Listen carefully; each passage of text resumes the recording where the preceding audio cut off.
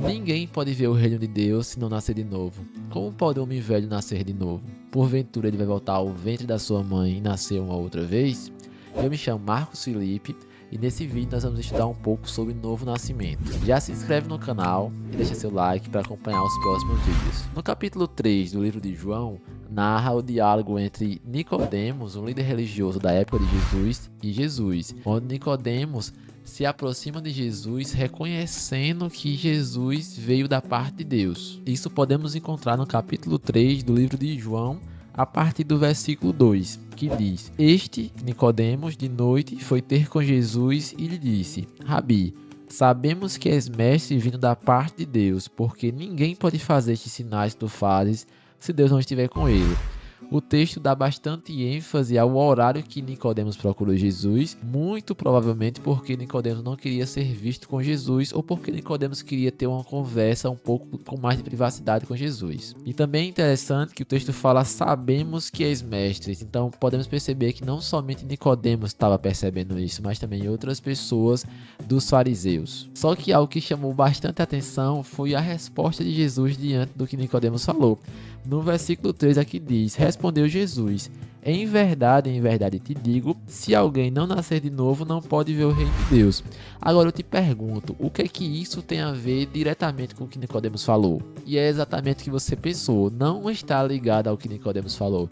Porque Jesus, ele conhece o coração do ser humano e ele vai diretamente naquilo que o ser humano precisa. Ele sabia que Nicodemos era um cara que entendia muito das escrituras, era um cara que era letrado, mas ele não tinha nascido de novo. E Jesus reforça nesse episódio com Nicodemos a necessidade do cristão ter o novo nascimento. Com isso, Nicodemos, no versículo seguinte, versículo 4, diz: perguntou-lhe Nicodemos: como pode um homem nascer sendo velho? Pode porventura voltar ao ventre materno e nascer a segunda vez? Nicodemos, de certa forma, ficou preocupado, porque como seria possível um homem sendo velho nascer novamente? Então ele já levou para algo muito racional, muito lógico, quando Jesus tratava de algo espiritual. Ainda assim, Jesus continua dando outros exemplos para ele do que poderia ser o novo nascimento. No versículo 5 diz: respondeu Jesus: em verdade te digo, quem não nascer da água e do Espírito não pode entrar no reino de Deus. Quem é nascido da carne é carne, quem é nascido do Espírito é Espírito.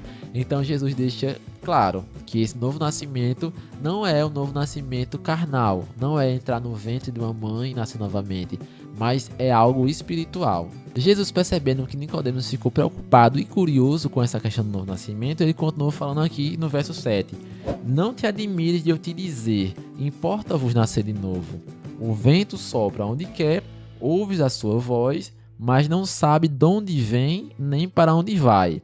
Assim é todo o que é nascido do Espírito. Jesus continuou exemplificando para Nicodemos e aqui ele usou o exemplo do vento. Ele disse que o vento sopra onde quer, ouve a sua voz, nós conseguimos ouvir o som do vento, mas a gente não sabe de onde o vento vem nem para onde vai.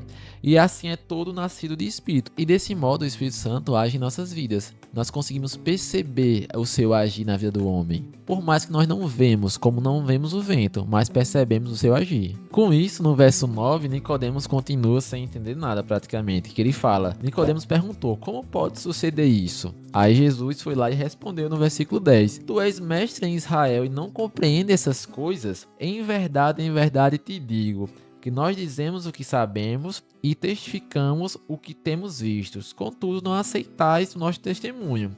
Se tratando de coisas terrenas, não me credes. Como crereis se eu falar de coisas celestiais? Aí ele ainda fala aqui: ora, ninguém subiu ao céu, senão aquele que lá desceu, a saber, o Filho do Homem que está no céu. Então Jesus, de certo modo, dá um alerta para Nicodemos: Nicodemos, como tu és mestre e tu não consegue compreender o que eu estou falando. Era incrível, porque Nicodemos era um cara muito instruído da palavra, mas ele não conseguia ter percepção em relação ao que Jesus estava falando para ele. Daí Jesus dá outro exemplo, e nesse exemplo Nicodemos conhecia, porque ele falou algo que remete a Moisés. Ele falou então no verso 14: e do modo porque Moisés levantou a serpente no deserto, assim importa que o Filho do Homem seja levantado, para que todo o que nele crê tenha a vida eterna. Aqui Jesus dá um exemplo lá do Velho Testamento, onde Moisés ergueu uma serpente no deserto e todo aquele que olhava para a serpente confiava, ele era curado do mal. E ele fala que ele seria levantado para a salvação da humanidade, que ele fala que para todo aquele que nele crê tem a vida eterna.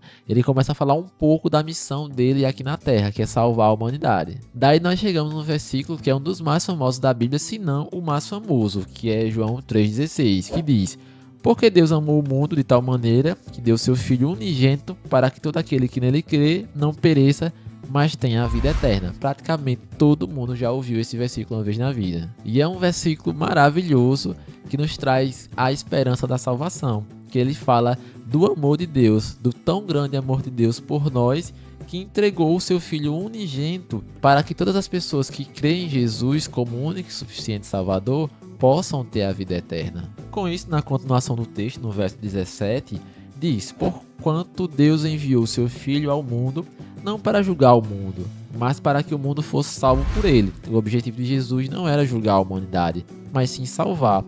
No 18 fala: quem nele crê não é julgado.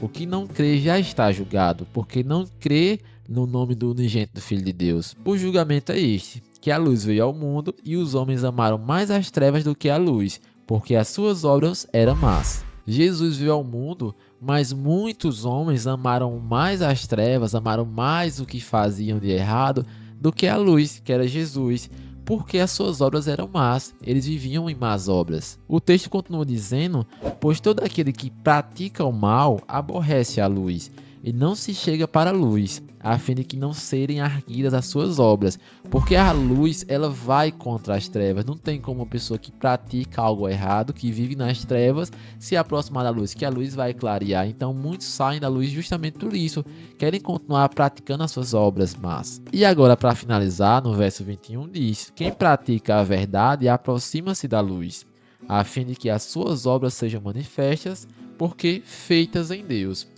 Então, o resumo desse texto, do capítulo 3, do verso 1 ao 21, basicamente relata um diálogo de Nicodemos com Jesus. Nicodemos, um cara sincero, foi diante de Jesus falar que reconhecia que ele era da parte de Deus, que ele tinha vindo da parte de Deus. Só que Jesus trouxe a Nicodemos uma verdade superior. Falou que Nicodemos, apesar dele conhecer muito da Escritura, ele tinha necessidade de nascer de novo. E esse ensinamento de Jesus não se aplica somente a Nicodemos, mas se aplica a todos nós. O novo nascimento é uma doutrina essencial para o cristão, porque Jesus fala que ninguém pode conhecer o reino de Deus se não nascer de novo. Então, o nascer de novo é algo essencial para a vida de todo cristão. Para você que ainda não é cristão, deseja nascer de novo, deseja conhecer um pouco mais de Jesus, busque a Ele enquanto é tempo. E para você que já é cristão, mas sua vida não está de acordo com a palavra de Deus, se conserte também, que ainda há tempo. Se esse vídeo de alguma maneira te esclareceu, te abençoou, te ajudou, compartilhe com seu amigo, deixa seu like, se inscreve no canal e acompanhe nossos próximos vídeos. Fica na paz.